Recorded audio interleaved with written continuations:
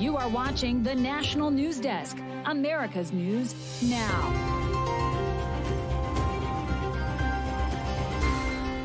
Millions of Americans face the freezing cold as California takes on a life-threatening windstorm. What we know about the treacherous conditions affecting communities from coast to coast. Honestly, I think they've come a long way. Meta, Facebook, I think they've come a long way. Meta making Trump-friendly moves. The company announces it will shelve its current fact-checking model, what the social media giant plans to put in its place that it argues will favor free speech. Plus, why the government has opened yet another investigation into Tesla as the company posts its first sales decline in over a decade. This is the National News Desk, America's News Now. I'm Amira David. Tonight, more than 30 million Americans facing frigid temperatures and under cold advisories. That includes the Gulf Coast region from Texas to Florida, the plunging polar vortex bringing sub-freezing temps today to much of the Midwest, along with the central and northern plains. Just take a look at these nighttime lows.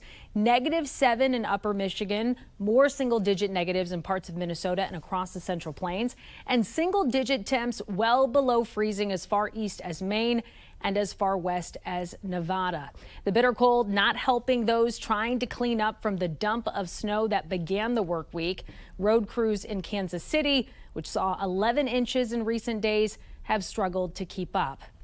And tonight, we're already tracking the next storm. Forecasters closely monitoring the southeast with millions in parts of Arkansas, Tennessee, Georgia, and Texas bracing for severe winter weather. That includes Abilene, Texas, just west of Dallas.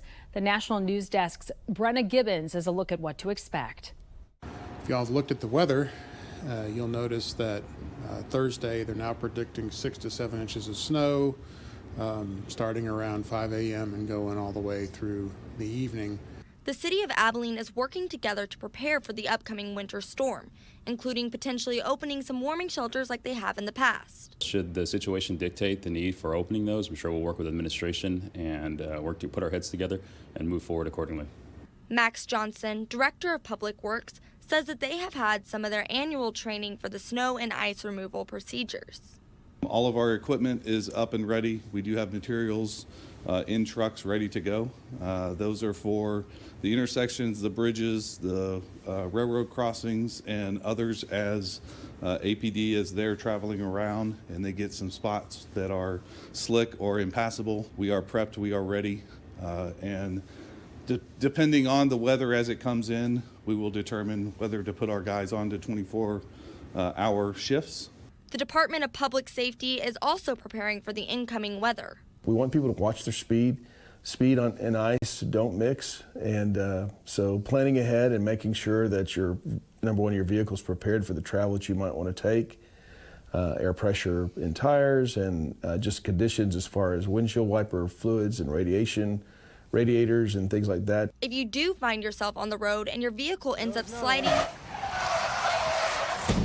there are a few things to do. Well, brakes is always the bad idea, so we don't want to be on the brakes in those situations. You want to try to turn in the direction of the skid that you're going, hopefully to hopefully straighten yourself out. Sergeant Couch recommends to start preparing for the incoming weather ahead of time and stay off the roads when it gets here.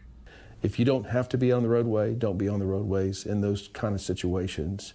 But if you find yourself in a situation like that, always remember speed, distance, spacing. Those are the most important things to think about while you're out there.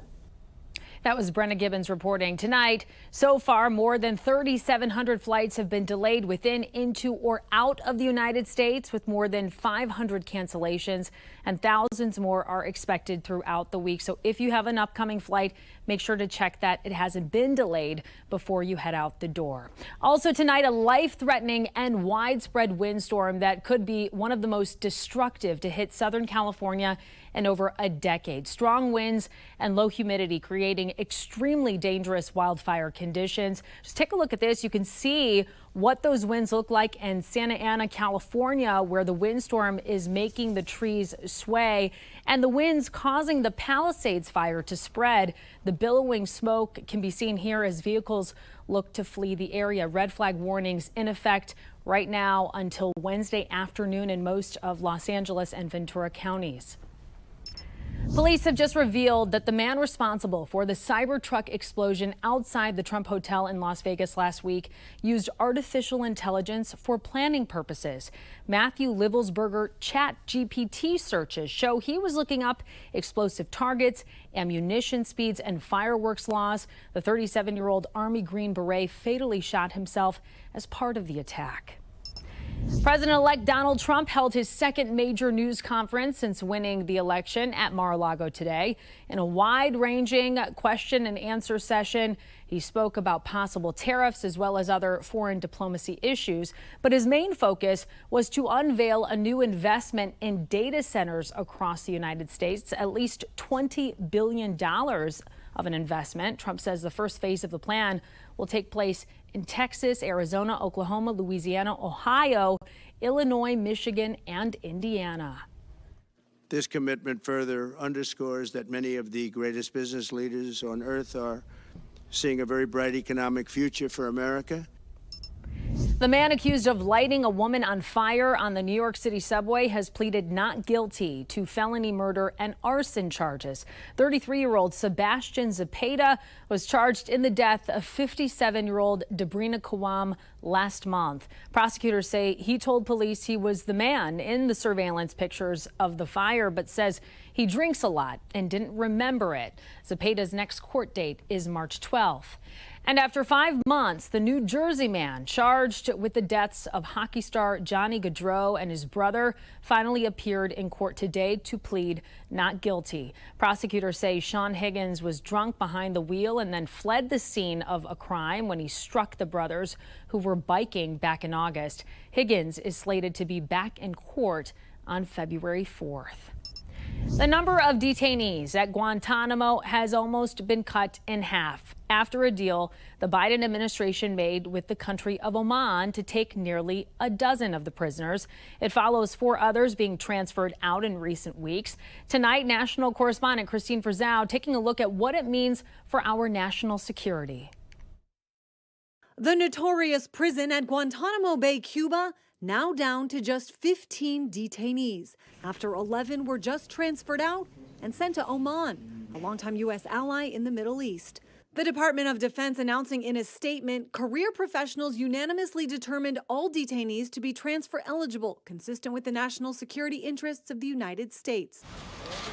They were captured in the aftermath of the 9/11 terror attacks and include Moath Hamza Ahmed al-Alwi, in 2016 said to still have an extremist mindset, who served as part of Osama bin Laden's security detail, and Suhail Abdul Anam al-Sharabi, whose file suggests he served as a bin Laden bodyguard and may have been associated with an aborted 9/11-style hijacking plot in Southwest Asia as a member of al-Qaeda.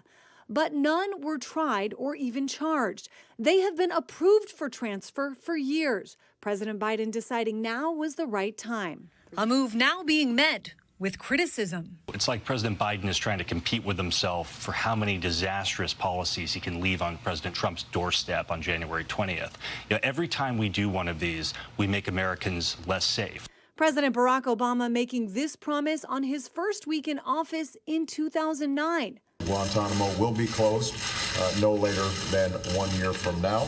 But Guantanamo Bay remains open to this day with an annual operating cost of about $500 million. The Wall Street Journal is reporting one more detainee could also be on his way out, revealing the Biden administration is in talks with the Taliban to trade a top Osama bin Laden associate being held at Guantanamo Bay for 3 Americans being held in Afghanistan. Amira? Wow, Christine, a lot of big changes. What do we know about the other prisoners that are still there right now?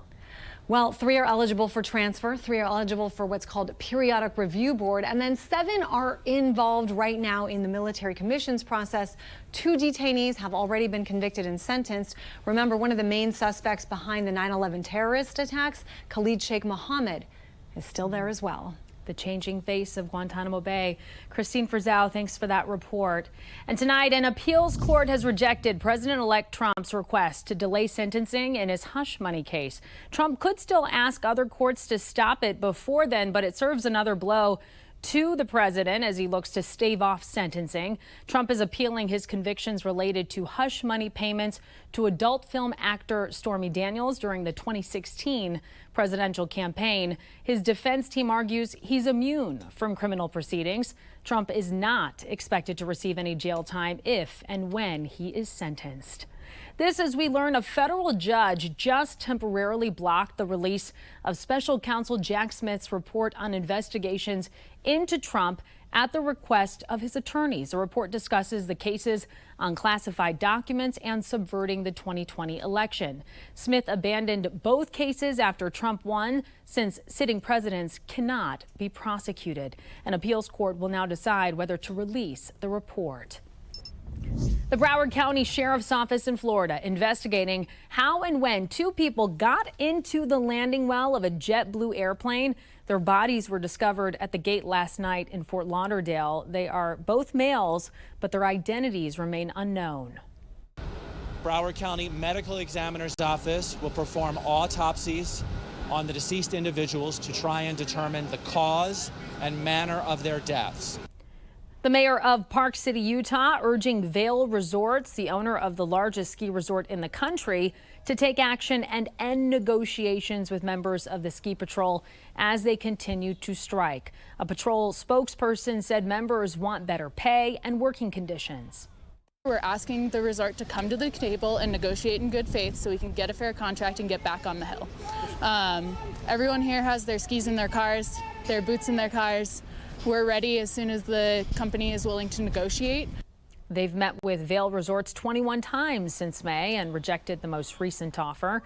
The strike has led to long lines for skiers and snowboarders at the Park City Mountain.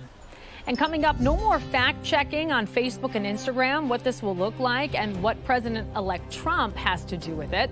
Then the risk for cold-related injuries goes up as temperatures go down, how to avoid getting frostbite and hypothermia.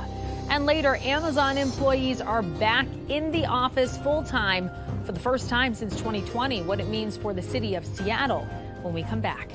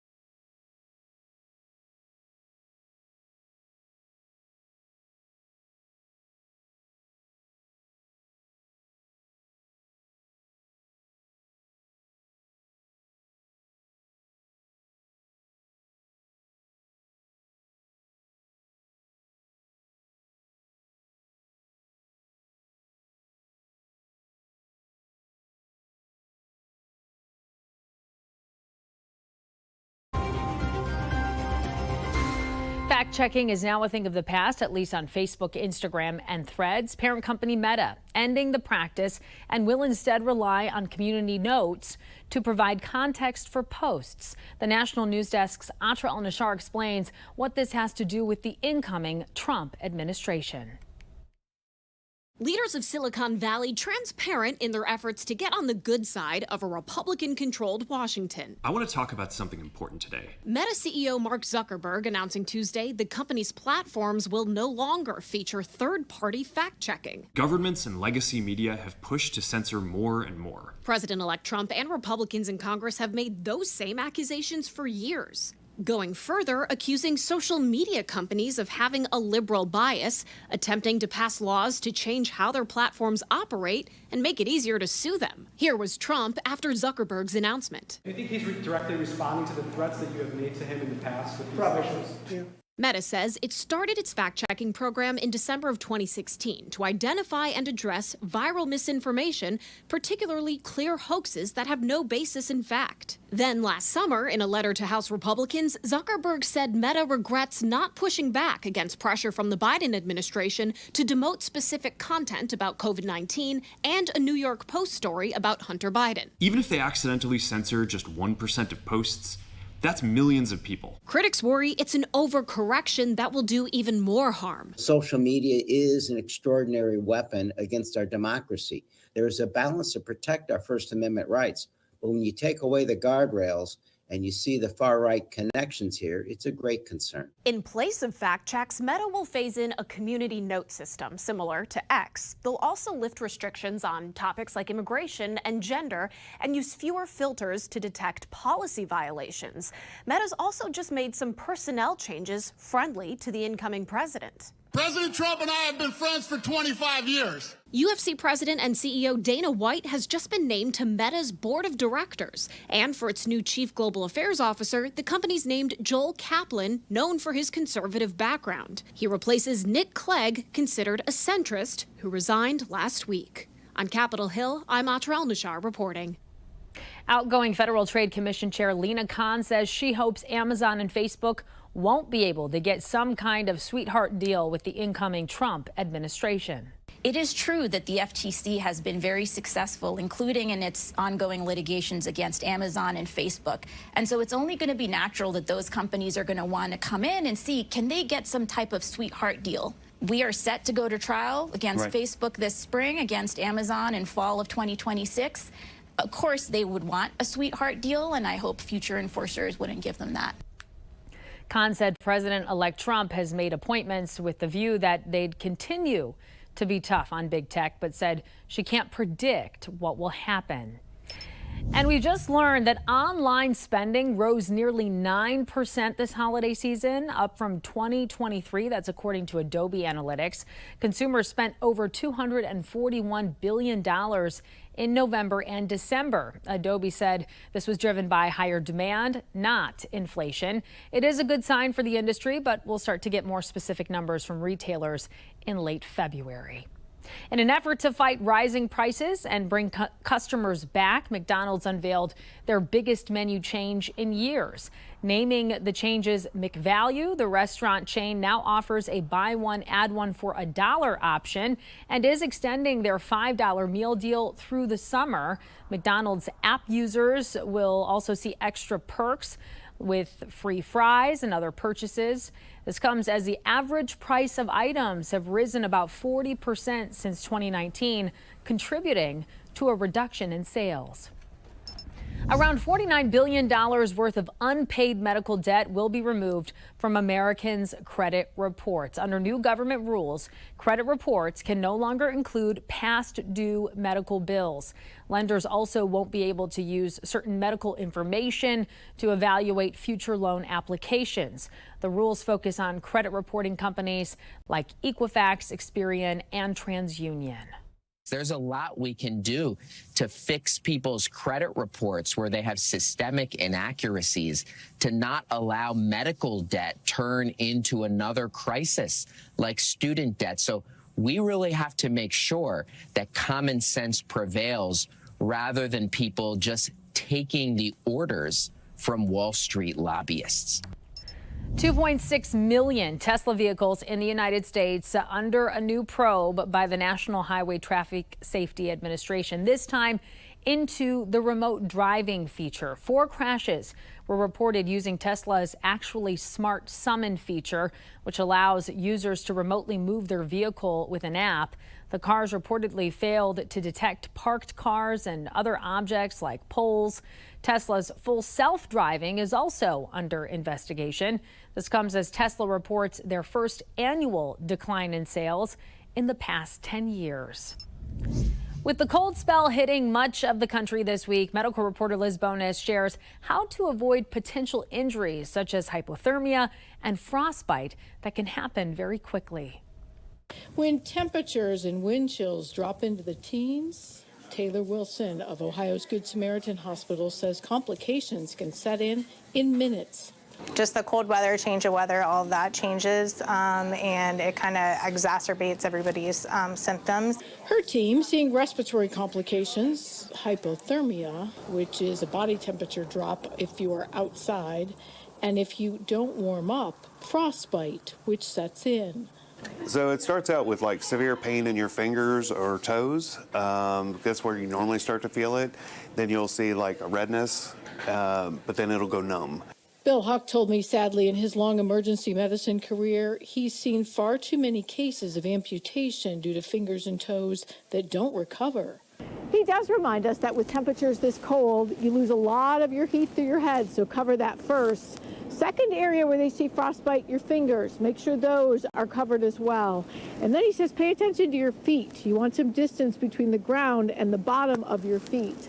All of those areas are where you're going to be most at risk for frostbite. You can use warm water to try to warm up your extremities. Don't use hot. People think hotter the better, but then you can actually cause burns. These temperatures, it will not take long. 15, 20 minutes with exposed skin, you can start to see it. Now, this team told us don't delay seeking care if some of that feeling doesn't come back right away. It's much harder to treat a frostbite injury. It can get worse with time. With your health news, I'm Liz Bonis reporting. All right, Liz, thank you. Coming up, winter safety, the items you need to keep stocked in your car so you're ready when an emergency hits. We'll be right back.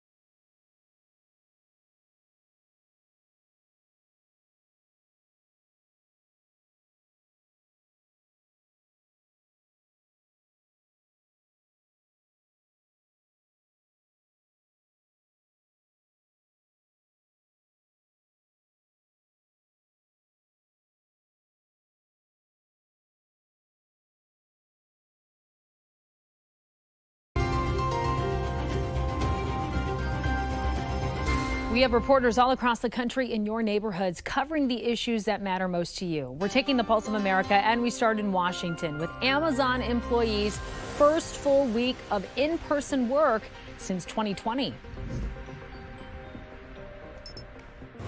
The Civic Generator is back.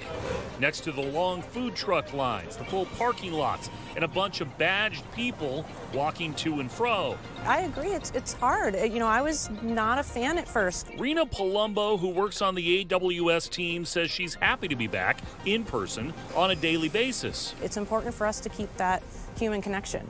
And it's really hard to collaborate and to build relationships with others behind a screen from your house all the time. The mandate from Amazon CEO Andy Jassy is being closely watched for more than one reason. Amazon employees, that's your bread and butter. Yeah. Michaela Benedict owns the House of Eve restaurant and bar. I think it's going to save a lot of businesses because I don't think I'm the only one that's just trying to hang on. Monday afternoon, Governor Newsom donned a pair of gloves, grabbed a hammer, and pounded in spikes on the first track of the California high-speed rail. The fact that we are here today to make visible, finally, we are here to lay some track to make real and visible all of the hard work over the course of the last decade and a half is a big damn deal. Governor Newsom says high-speed rail has created 15,000 jobs. In the 170-mile path that stretches from Bakersfield to Merced, 50 major projects like bridges and other structures have been completed.